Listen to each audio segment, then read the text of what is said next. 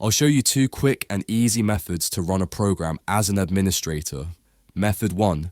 The quick manual. Way first, locate the program you want to run as an administrator. Right-click on the program's icon. In the drop-down menu, click Run as Administrator.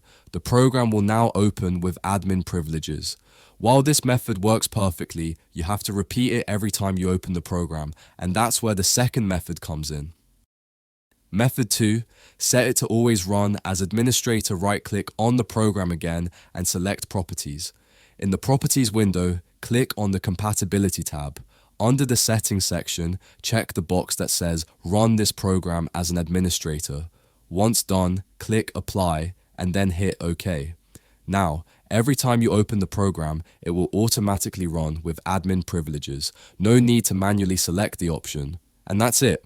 Two simple methods to make your programs run as an administrator. If you found this helpful, don't forget to like, comment,